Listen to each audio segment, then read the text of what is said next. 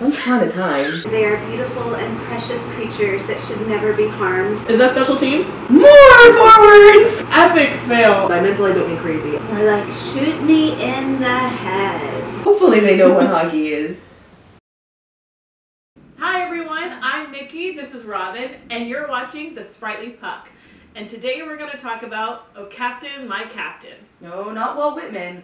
We're actually going to be talking about captains on NHL teams. What makes a good captain? What happens when you trade your captain? Earlier in 2014, two captains were traded for each other. I was talking about the Martin St. Louis trade for Ryan Callahan between the Tampa Bay Lightning and the New York Rangers.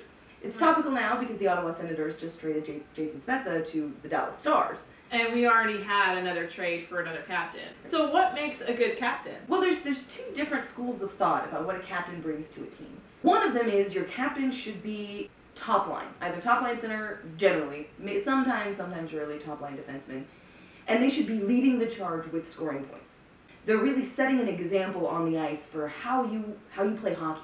What does this team really embody on the ice? The team is losing, it's because the captain's not doing his job by scoring all the points. I mean, I know for the Stars and I know for the Hawks, captains usually seem to be younger. There's plenty of teams that have captains who are older. There have been a lot of trades going on lately in the past few years where, your captain, who was your captain for several years, Ginla is one of those examples, where he was captain for many, many years and then got traded. You really want to bring in someone who's not necessarily going to get injured really easily, who's not going to get traded, who isn't at the end of a long-term contract. A lot of times they'll pick someone who's up and coming, who's been around long enough that, they're not new, but they're also not going anywhere. And so it's somebody that you can really get several years out of really being the face of your franchise, as well as being one of those top scorers. But picking the younger guy tends to go along with that school of thought of you want your power forwards to be the captain. Having listened to a lot of the free agency discussions and all of that and interviews and reading articles, they do talk about, oh, well, he's really good leader in the locker room. He's also a really good point scorer on the ice. That leadership in the locker room, what does that even look like? It's different for every guy, and that's the other hat that the captain can wear. So it's the other school of thought as to what's more important. Is it the point scoring, or is it the off-ice aspect? It's the guy who's, number one, not afraid to talk to his team about what they're doing wrong. So they're kind of the less intimidating coach. So it's the other side of the coach where the coach comes in and just runs practice, runs the team, and shouldn't be their friend, because you need the coach to be able to just come in and lay down the law. The captain is that middle ground where they can come in and really mentor. And the guys follow them off the ice. And it's not just behavior, it's not just that your captain doesn't go out and party, because a lot of them do.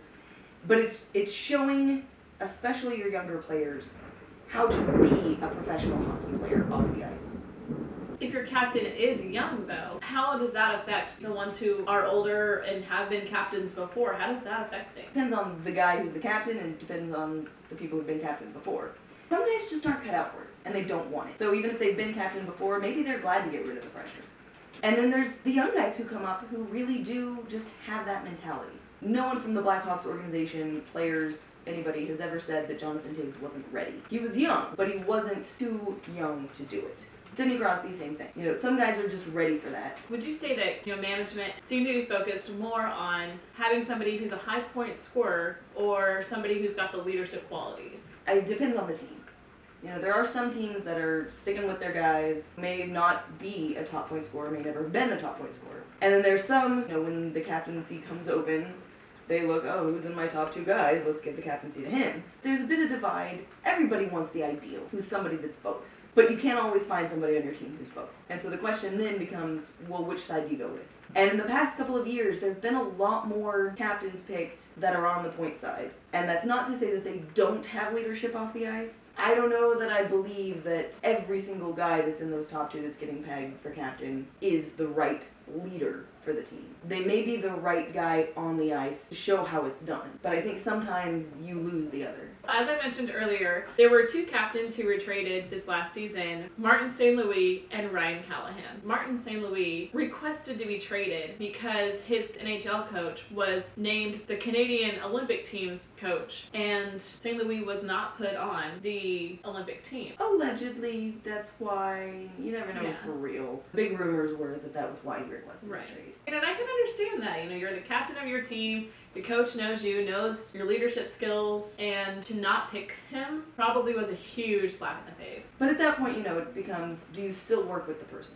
They Right. they had another agenda, which was not you. The agenda was the Olympics. And so the question becomes, can you swallow enough of your pride to continue working with this person and acknowledging the fact that you weren't what they needed, or do you request a trade even though you're the captain of the team because you don't want to work with the coach anymore? And I guess if your name is Martin St. Louis, you do. Ryan Callahan, I didn't really find a whole lot on exactly why he wanted to leave, but I do know that because he was going UFA at the end of the season, they knew he would be more expensive to keep. When it came down to the St. Louis trade, they were kind of thinking, all right, we'll give him up.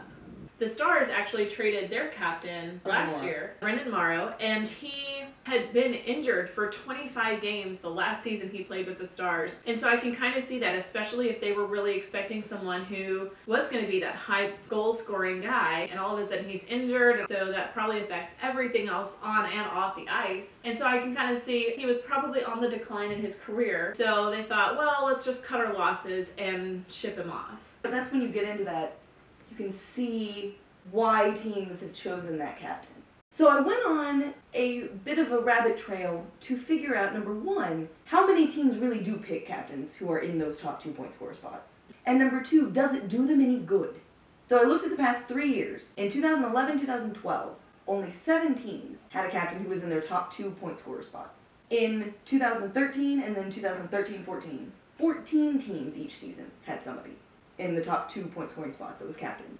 If you make it to the playoffs, your statistical likelihood of moving to the next round is 50%.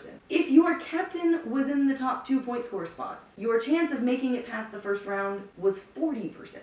And your chance of making it from the conference semifinals to the conference finals, if your captain was in one of the top 2 spots, was 25%.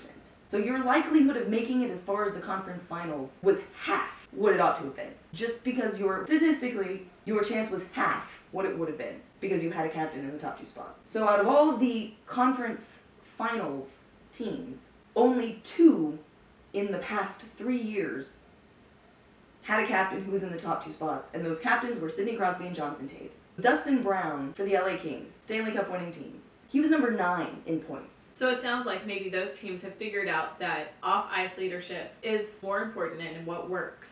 I think it's something to consider. Thanks for joining us. And if you haven't subscribed to our channel yet, you really should. We're posting every week. We have some great episodes all summer long. And if you have any thoughts on anything that we've talked about today or in any of our other videos, drop us a line at Twitter at Sprightlypuck.